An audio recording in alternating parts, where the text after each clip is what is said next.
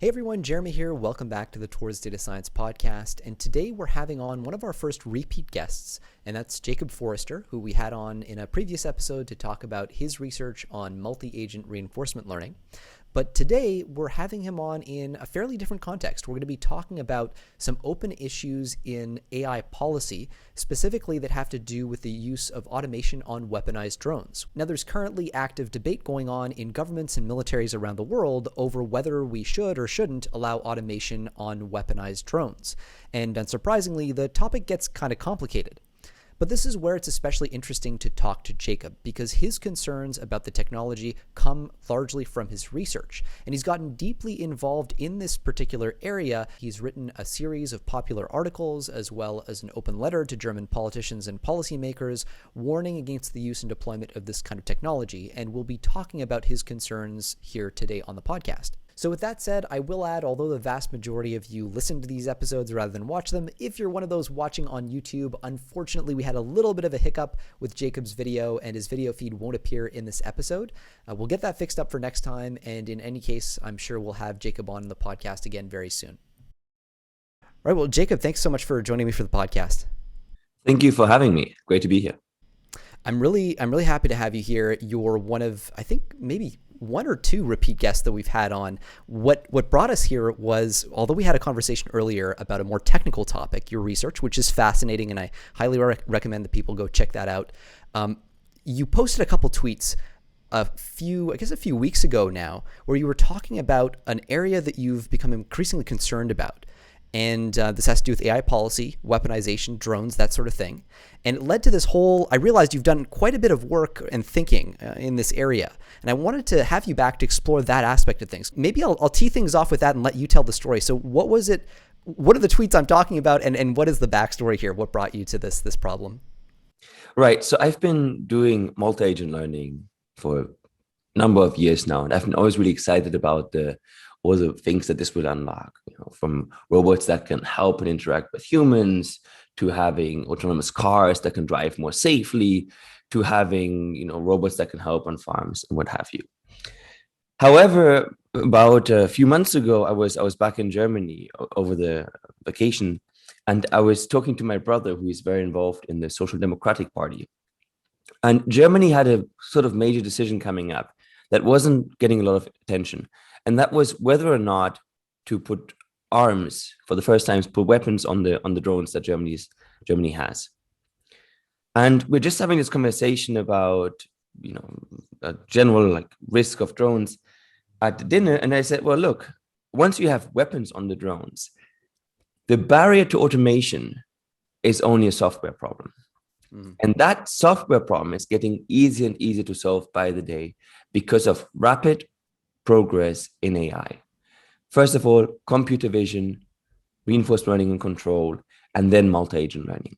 And unfortunately, once you have those weapons on the drones, my research could, in the long term, be the enabler of automated weaponized drone swarms.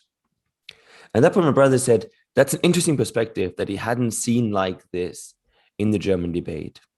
So we immediately sat down and thought about what we can do. And I ended up writing a few articles for the German media. I wrote an open letter to the German Democratic Party. And indeed, a few weeks later, this decision, against every expectation, was pushed back on. They decided not to arm the drones. And obviously, we don't know how much our involvement changed, but my brother had been active in the debate on armed drones for a while. And he knows that the letter actually went to the head of the coalition in Germany. And that was really a start. And I think it made me very aware of the long-term danger that our research can have. And I now think it's crucial that we as scientists become much more active part in the debate about where our technologies can be used and to what extent we agree with those usages. Yeah, it's an interesting class of problem too, because it combines that the policy side with the technical side. And one of the things I remember from reading your open letter to the SPD was this theme that I'm trying to sound an alarm as a technical person, as a person who maybe you don't normally talk to. And just the fact that the policymakers aren't having regular conversations with technical people from the perspective of maybe hedging on public safety, hedging on not deploying these things, looking at that side of the argument, I found really surprising. Is that something that you think is happening more consistently? I guess like you only have firsthand experience maybe with the German case, but have you maybe seen indications of that otherwise? I think that's quite a common issue, in that the people who are interested in technical topics, who are doing machine learning research, typically, I mean, I can't generalize for all of them, but I think a common pattern is that comes with a certain interest for technical topics in general. And I think it's not entirely surprising that the intersection between those people who think about the long-term political, social aspects and risks of peace and war are sort of a different prior set of interest. And I actually spoke to my brother about this, who's been a peace activist for 2 decades, and he said that it's been very, very difficult to get people from the technical side to be involved in discussion, because typically the people he works with come from backgrounds like social sciences or politics. That's really interesting, especially given that because one of the things that characterizes this space, especially now where we're seeing, scaling experiments and increasing levels of success with reinforcement learning, things like mu0 popping up, and it feels like the cadence of this is really picking up.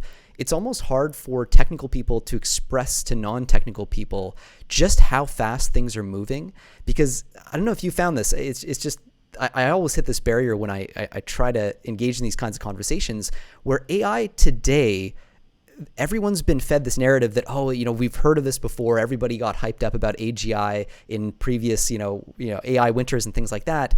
And whether or not we're headed towards AGI, or whatever else, the fact is it does seem as though the capabilities of even narrow systems are massively increasing. Have you found ways to communicate that? Like, what strategies do you use when you're talking to policymakers about this sort of thing? I think it's extremely difficult, because humans have a very hard time understanding exponential functions. It's extremely difficult to explain to somebody what an exponential change means when extrapolated by 5 or 10 years. However, it's getting easier because people are starting to see self-driving cars in the streets. They're starting to see things that were impossible 10, 20 years ago. One of the challenges is, though, that the capabilities that we've achieved now, they are very, very impressive, but they're not often that impressive to many people on the street, because they did not know, they never thought about the fact that until 20 years ago, computers couldn't recognize cats and dogs. Yeah. It would have been absurd to them that computers couldn't do this. And therefore, it's difficult to explain just how big a leap computer vision has done in the last 20 years, because no one was aware of how bad it was 20 years ago in the first place, right? But it's getting to a place now where I think people are starting to see the abilities of our modern systems, simply because of things like self-driving cars or speech recognition being on all the phones. So I think there's a point happening here where computers have been playing catch up exponentially fast, but still to get to a point of human level perception. So be it computer vision or be it speech recognition, and to some extent getting to those basic capabilities that a human expects every child to be able to do, wasn't very terrifying. But we're now getting to a new stage where it's about control and about being able to solve problems optimally that are in a superhuman fashion. And I think that's getting across to people a little bit.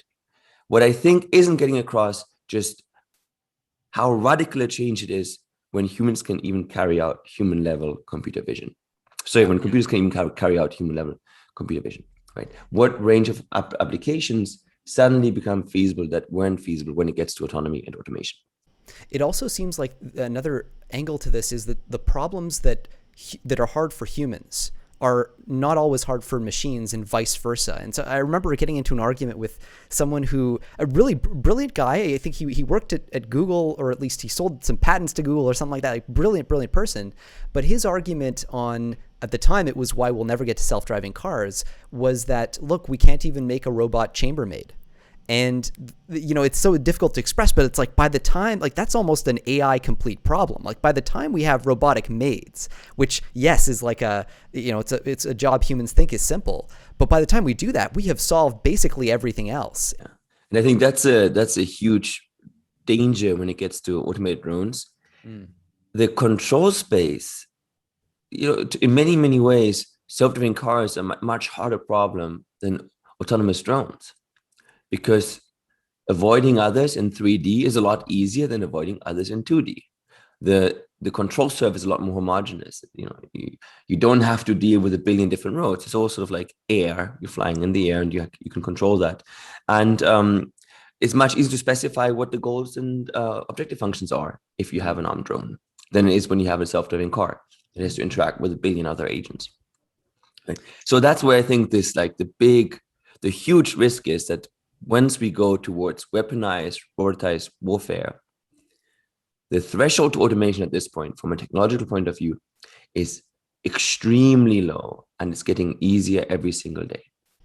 And what are some of the specific things then that become possible with weaponized drones, things that maybe people might not have thought about in terms of like the risk profile of this kind of technology?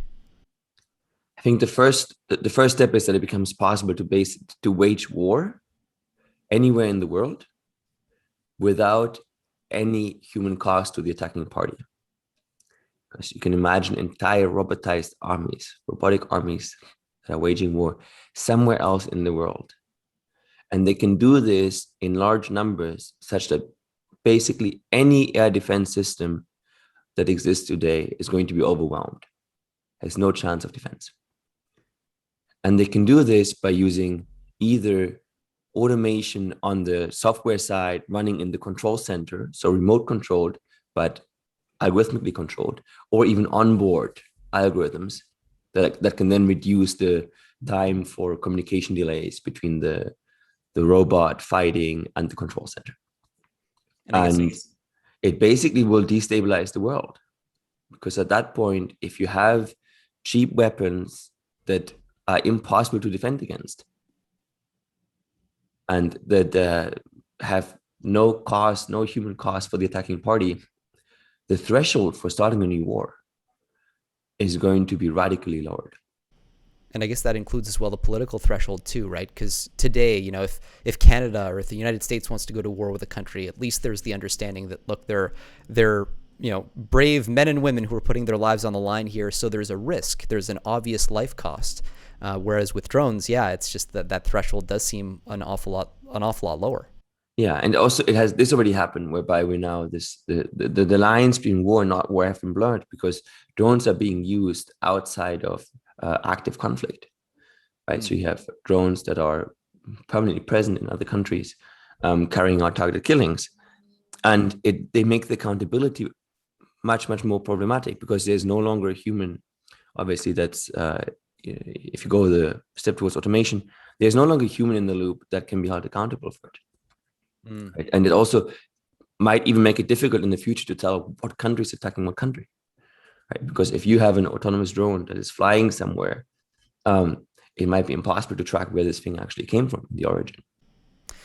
And I guess it also sounds related, I guess it's all on a continuum, but it sounds related to me to the idea as well of a government's ability to impose authoritarian rule on a population that doesn't support that government. If you can automate, if you can scale up, a system of, millions of these things, or even, to some degree, what China is doing with vision even is sort of related to this. But the enforcement aspect with weaponized drones does seem to be a lot more scalable and a lot more dangerous from a kind of tyrannical standpoint. Yeah, I think the human in the loop is vital, not just for preventing escalation of conflict. So there were multiple instances in human history whereby the human in the loop prevented an all-out nuclear war by refusing to carry out orders or by second-guessing orders. But as you said, the same human in the loop is also an element that can help prevent tyrannic systems where a single person at the top can control billions of people against their will, because it so far still requires other humans to be co-opted into helping that system. And the moment we take out the human in the loop, which is the path we're on right now, all that control will be gone. Well, maybe it's worth talking about the path we're on right now, because I very much agree with this set of concerns. It's something that keeps me up at night along a number of different axes. I think drones are one, but there are other sort of variants of this idea with automation of different things. One issue, I guess, is the game theory here, the pressure on different countries to escalate towards this automation of warfare. I mean, I imagine the first country that deploys this, whoever it ends up being, has a massive advantage over their rivals, and that causes pressure, like a race to the bottom in a sense. So what are your thoughts on that dynamic? First off, do you think it's real? And second, what do you think the best way is to maybe address that? I think, first of all, the dynamic is real. It is an arms race. And it's a little bit like a prisoner's dilemma in the long run. You know, as humans, we have the choice to either cooperate with each other or we can defect against each other. Right? And everyone knows that if everyone defects in the long run, everyone is worse off. Right? And what we need is international cooperation. And the problem comes down to trust. Right? It makes sense for everyone to cooperate if they trust that their partners will cooperate. And there are mechanisms in place that ensure that others cooperate. And what that means is, in the context of automated warfare or on drones, is that we push on the international level for a ban on armed drones, that we put a hard stop to the robotization of warfare. And what are your thoughts on enforceability of that? Like, there are different places where I could imagine enforceability would come in. Like, you know, governments could agree not to do public-facing research on drone tech. Governments could agree not to purchase certain things. The hardware maybe is a choke point where people can focus on. Do you see any specific areas, like in the supply chain, that leads to like drone tech? This might be a whole other area, by the way, from the one you're focusing on. I'm just generally curious, though, if you thought about that aspect. I think we can take inspiration from the control mechanisms for biological and chemical weapons and landmines. So there is precedent in human history where we had awful weapon systems that certainly are an advantage to whoever is using them. And yet they have not played any major role in human conflict since they've been banned.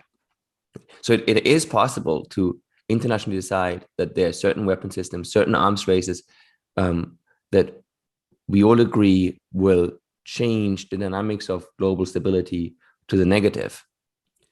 And the enforcement of this, I think, is the same way we enforce any other ban on weapons, which is largely through the same mechanisms by which still conflict even obeys certain rules.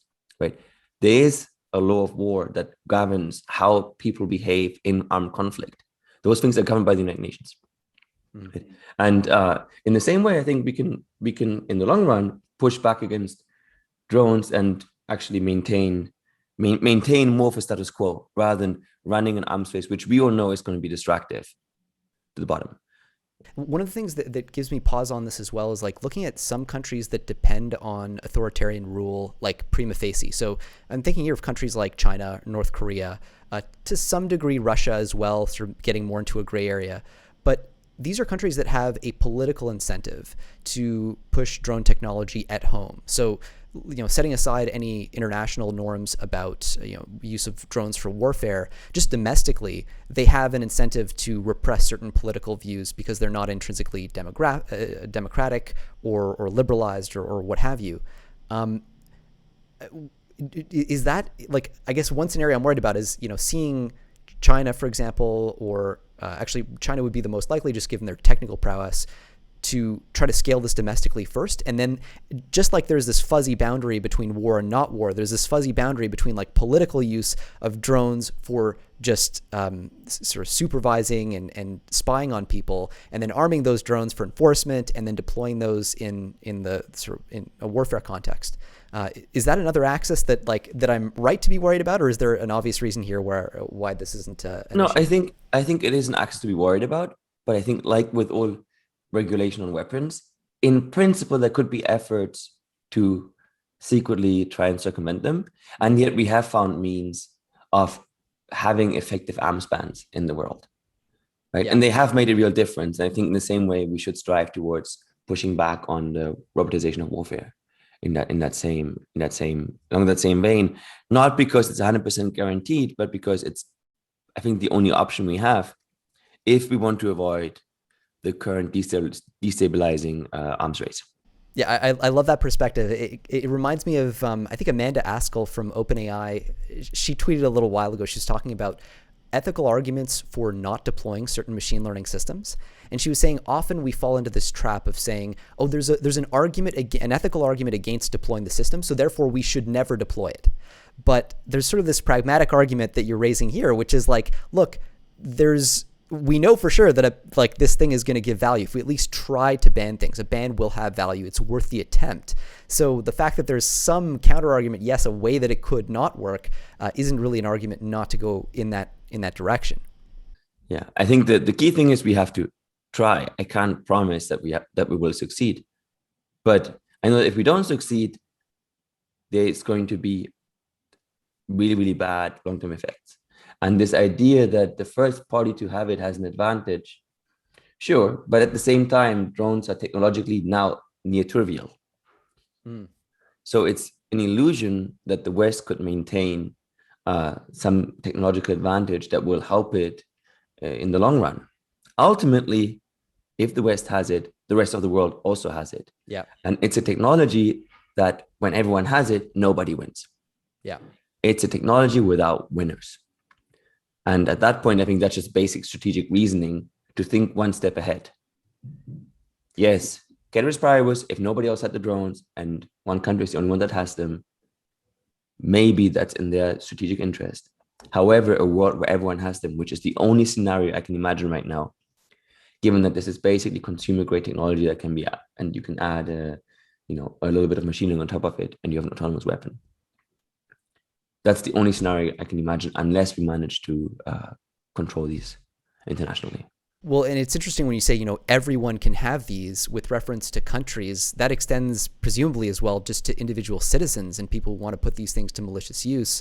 I think there's also an argument here that, look, this is basically practice for a public safety version of this concern, where the price of machine learning algorithms, of hardware, of integrating everything together starts to drop so low as Moore's law kicks in and other efficiency gains kick in, that the average person is like literally already the average person can afford a gun and a drone. I mean, you could hack those together without any AI. You can already do a lot of damage, and people are concerned about that. I imagine that like there's this almost continuum as we move from like the world where only nation states can afford this stuff to the world where like every 12-year-old kid could theoretically do this. We're going to need some practice at enforcing these standards, at figuring out where to draw lines. Seems like this is as good a place as any to start.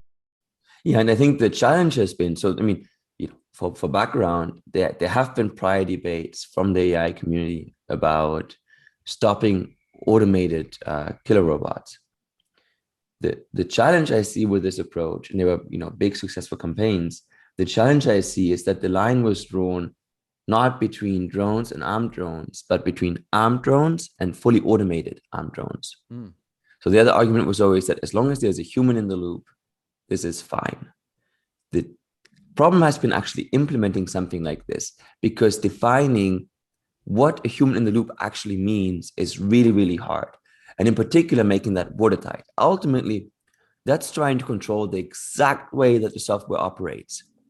You have this control center that's sending commands to the drone and receiving observations. And there's going to be some software that's running that's going to decide a lot of things. But then the question is, how much can it decide so that it still counts as a human in the loop?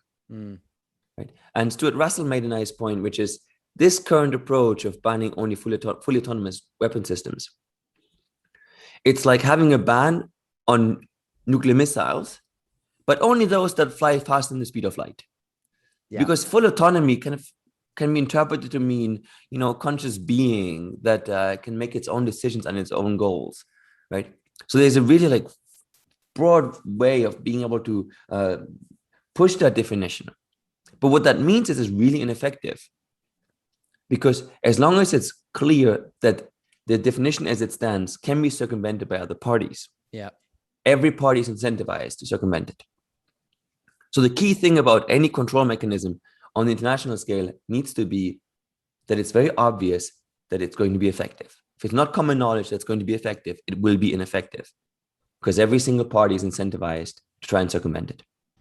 And I guess reporting requirements are going to be important as well there too, right? Because like you kind of have to marry those two together. Whatever the standard is that says, okay, we're not going to cross this line, that line has to be something that people can like look at from the outside and go, yes, okay, it is the case that you're not crossing this line, right? Yes, and that's going to be really, really hard because you have some control center that has some computers running some software. And you would have to be able to tell me, yes, this software is always running in this very specific way. And that human is always going to take over control at this point and then carry out these and these steps. And with that human is going to be really focused on that screen and promise not just going to click through and click enter, enter, enter, right? Yeah. Like this is really, really hard. And there's a much clearer line, which is, does the drone have weapons or does it not have weapons?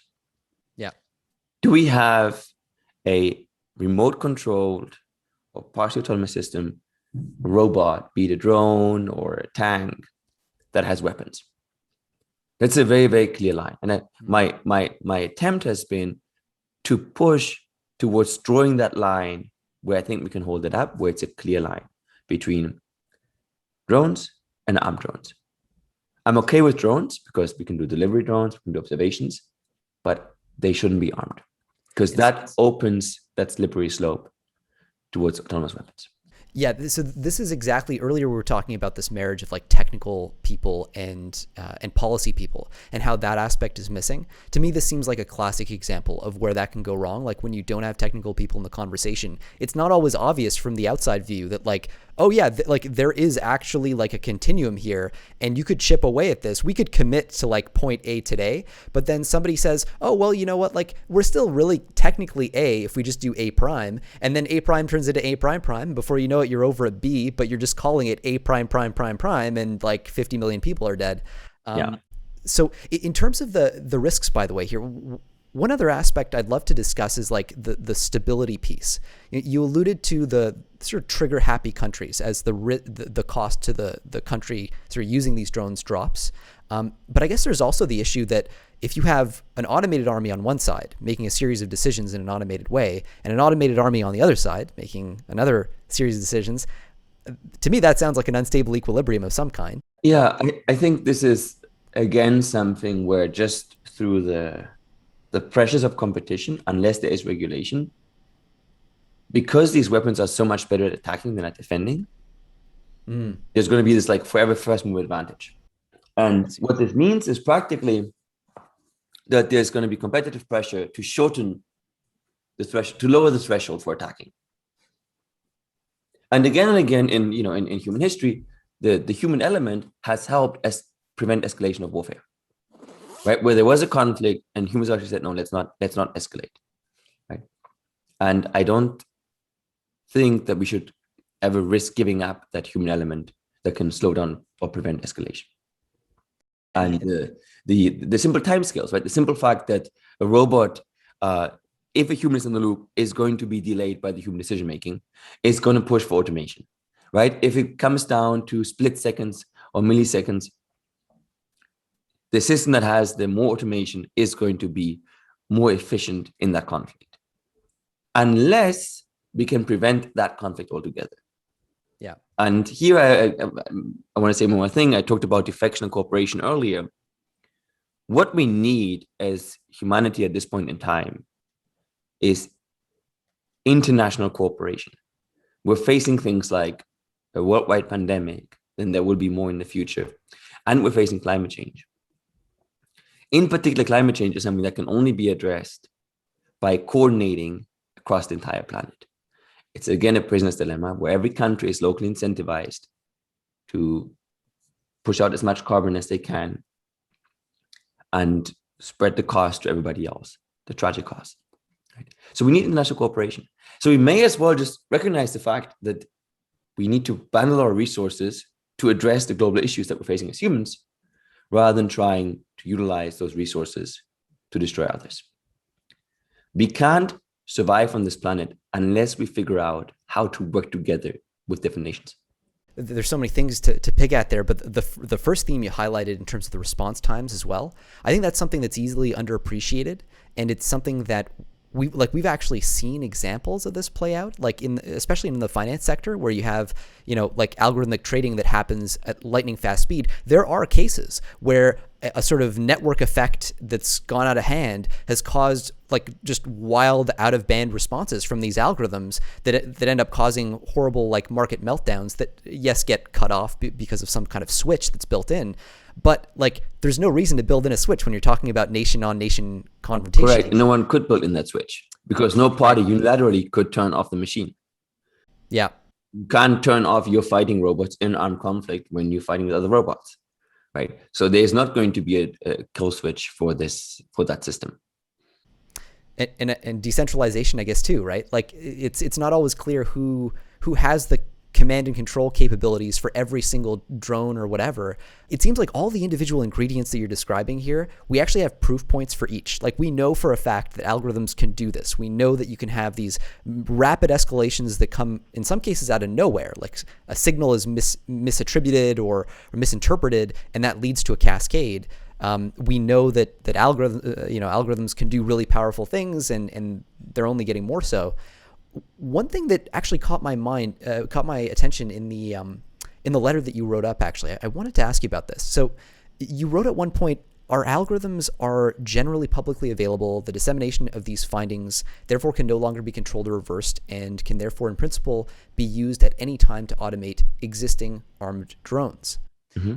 And I wanted to actually talk a little bit about then the tie-in to open source culture in machine learning, because there's this ethos that as much as possible, people in the AI community want to publish their results.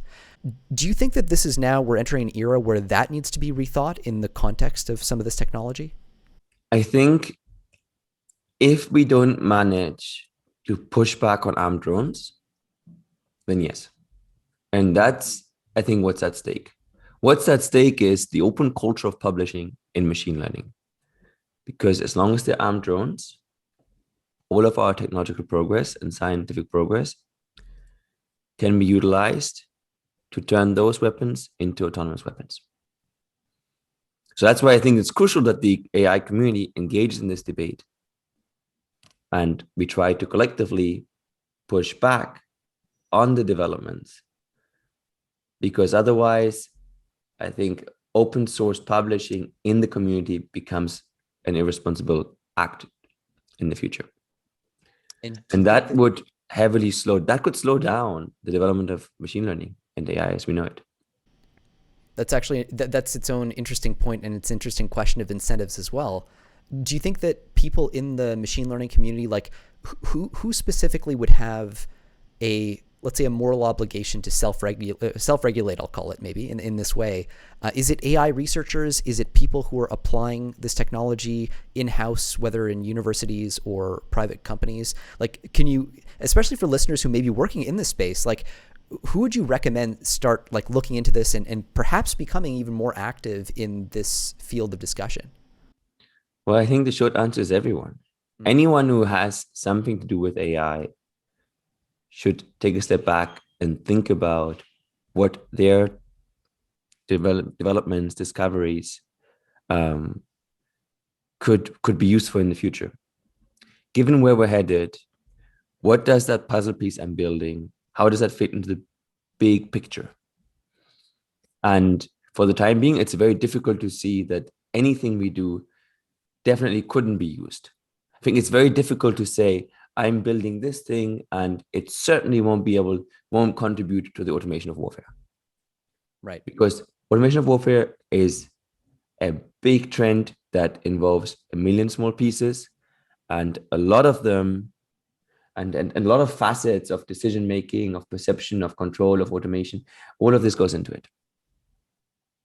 So I think it unfortunately affects almost everyone working in the area of machine learning, unless you're working on a very specific applied problem in a different field. So I think if you're just applying image recognition or doing problem-specific work on protein folding and not working on general techniques, then maybe that risk is lower. But obviously, we all know that a lot of the machine learning we do is so fantastic because it's so general. Yeah. Reinforcement learning doesn't care whether the objective is to, cure cancer or figure out optimal energy delivery in a city, or whether it is to bomb an entire city as effectively as possible. Yeah, and that's that's its own problem too, right? I mean, AI is this like dual use technology. You can use it for good or for evil or whatever else. Even in the like the protein folding example, I imagine, like technically there's an opening for like bioweapons research and stuff like that. I mean, those boundaries seem to get awfully fuzzy awfully fast. Like it almost seems like based on this, you always want to be running a process in the back of your mind, almost no matter what problem you're solving, to say, okay, like what are the implications of this? And it seems like there's this distributed obligation in the machine learning community, right? Where individual researchers have to be doing this. Yeah, and I think my goal is to get to a point where a lot more people are involved, and also where we feel more comfortable again. I would be much more comfortable doing my research work if we managed to push through a ban on weaponized drones and other weaponized robots. Because ultimately, the reality of the world does change how our technology can be used. It's a lot harder to build autonomous fighting robots if there aren't any fighting robots in the first place. Right. That's my main line of argument, where I think we need to draw the line between robots and armed robots versus armed robots and autonomous armed robots. And are you concerned about, because like, again, that line comes from your technical expertise. So you can kind of, the phrase I've heard used that I really like is like cleave reality at its joints. So like you can tell what the right spot is to like make that separation because of your technical knowledge. But technical knowledge is expensive, and your talent, your ability is extremely expensive. Governments can't always afford to compete with world leading firms like AI, like Google or Facebook or whomever else. And to me, that kind of creates another sort of negative competitive pressure where, unfortunately, the brightest minds, the people who are best placed to do this, aren't unfortunately financially incentivized to join government or to start thinking about policy from a public safety standpoint. Is that like, does it come down to volunteering? Is this why essentially we need a volunteer effort, or could there be an effort as well on the financial side, the incentive side from the government end of things?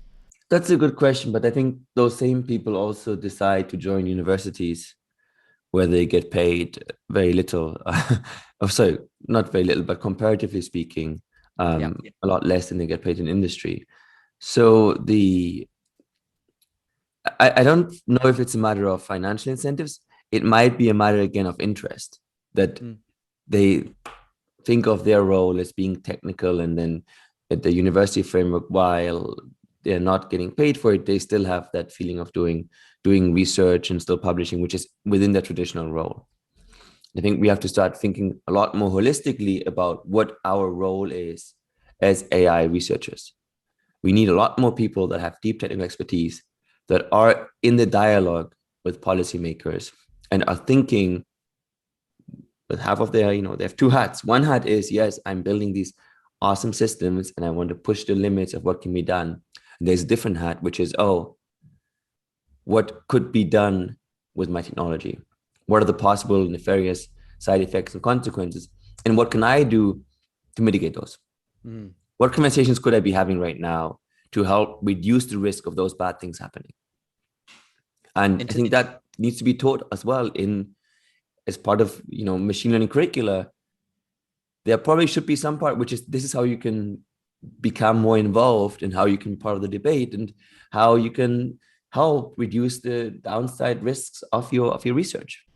Yeah, that was exactly what I was about to ask about, because this is one thing when I talk to policy people who are focused on AI, one of the things that I keep learning over and over is like they literally are not talking to almost anyone who has relevant technical expertise. They don't know where to find these people. And conversely, when you talk to technical people, many of whom might be eager to participate in this kind of discussion, they just themselves, they don't even know, like, how would I find out who's responsible for this? B, how would I communicate with them? Because we speak different languages. So it seems like one of the important missing ingredients here as well is like just practice. Like we need to start encouraging these two groups of people to meet together, maybe formalize a way, a communication channel from research into policy. Does that sound like a plausible thing?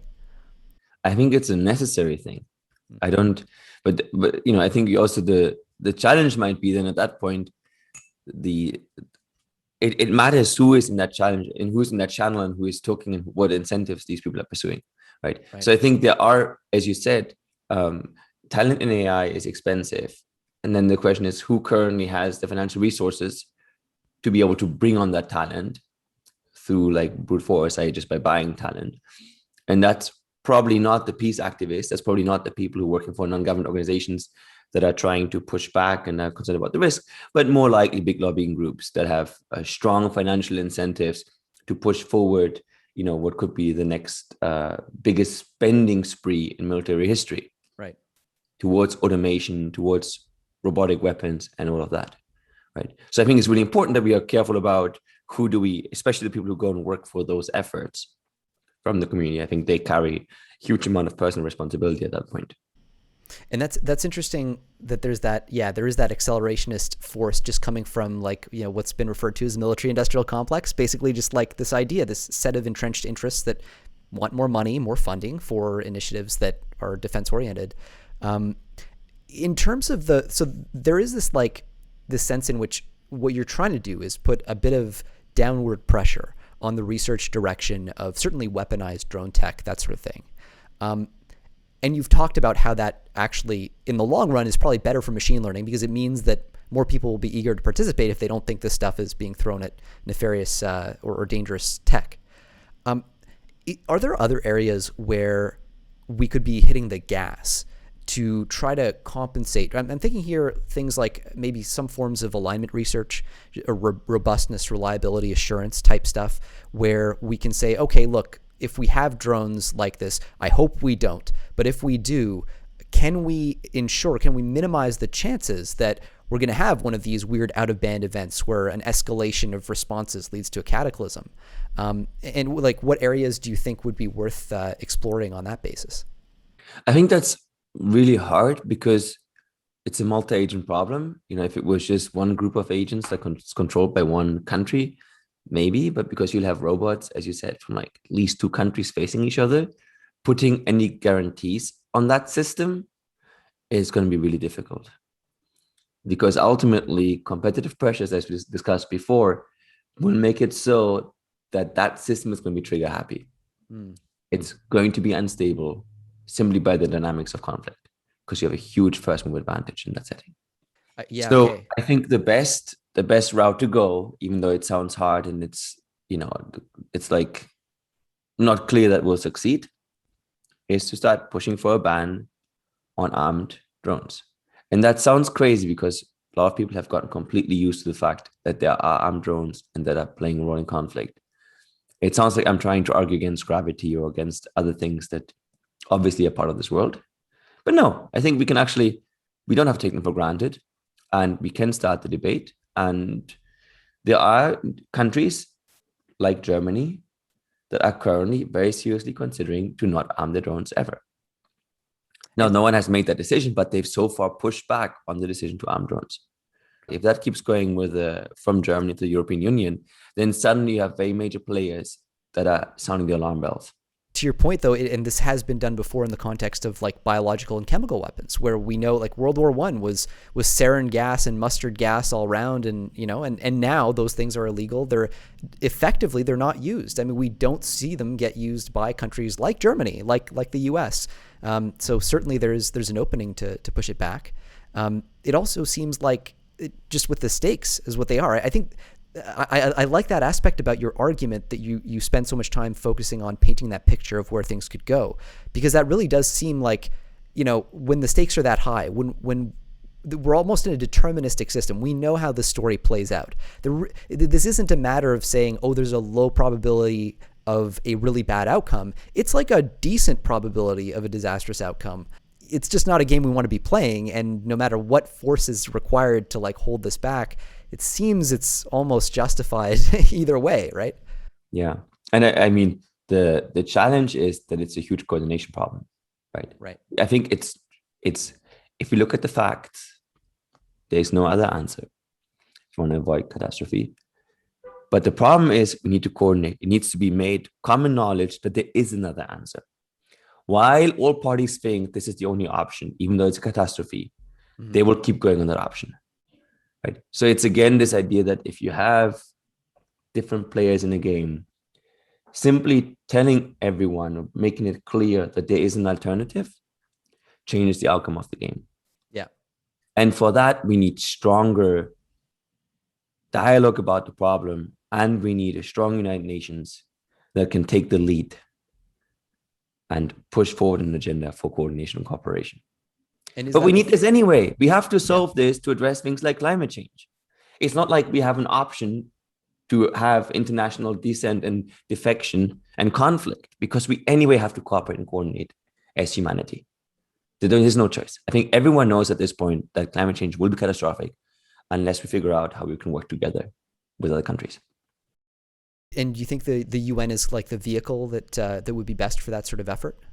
I think the UN is the best we have right now, but I also think there's a lot of room to iterate on better coordination mechanisms for different countries or for different people in different countries. I think our means of coordination, we've made a big step after the Second World War when the UN was instantiated and we started really trying to think about international cooperation rather than international conflict. But we haven't made much progress otherwise. Technology really hasn't changed how we coordinate on an international scale, how different countries coordinate with each other. Technology has changed radically how individuals coordinate within those countries, within organizations, but our means of resolving conflict on the international scale haven't really been improved very much. I think we're due for another step in coordination. A friend of mine recently said there's the progression of coordination going from individual cells to multicellular organisms to groups or families to tribes to cities to countries, right? And we're missing that one last step where countries themselves, between them, can cooperate and coordinate effectively. I really like that point, because there has to be a way that we couple our ability to solve these international problems to technology, because technology is the vehicle that creates these problems. And if we don't end up coupling progress and problem resolution to technology, eventually it's just a matter of time, whether it's armed drones, whether it's something else, this sort of like pacing problem is going to catch up with us, and we're going to end up drawing a black marble, so to speak, from the urn, and we're one dangerous discovery away from annihilating ourselves, essentially. I think I agree with that, but I think there's also the risk that coming from the technological side or scientific side, that we might just sit idle and wait for technology to solve the coordination problem. It won't. Right. What it will take is activism and people that express their points of views and engage in the debate and make their voices heard and think about this and apply pressure. Ultimately, this requires political pressure. It needs to be clear that the people in the field that are working on AI disagree with the current path, are taking a stand, and are making their voices heard to push for change. Yes, there might be something that amplifies in the future that, technology might come and help us, but it's not going to come risk us at this point. We can't sit around idle waiting for that magical technology that comes through and helps us coordinate internationally. I don't think that's going to happen. So in the meantime, we have to push for political change. And why do you think the average person, because so I'm really concerned about this. I know you're really concerned about this. I think a lot of people in the sort of deeply technical community are worried about this because they can see the progress of technology. These possibilities both seem very real and likely to emerge quite soon. I'm confused about why the average person isn't more worried, I guess, because the average politician is also kind of the average person, at least along this axis. So do you have any sense of what is that communication problem? I guess it's a communication problem, right? That the community has here. It's a good question. I don't have an easy answer. I think one problem might be that that we touched upon earlier, that it's hard to put the picture together. All the pieces are there, but you have to take a step back and know the pieces to see where it's headed, in a sense. And then there might also be an element of sort of general, well, I don't want to use the word arrogance, but I think a lot of people in the West think that their technology is so far ahead of everybody else. They don't have to worry about the dissemination and the fixed point where the system is headed. It's very easy to look at dynamics and say, oh, I'm doing X and assume that other people are stationary. Yeah. And it's much harder to see what is the fixed point of the system that we're converging towards.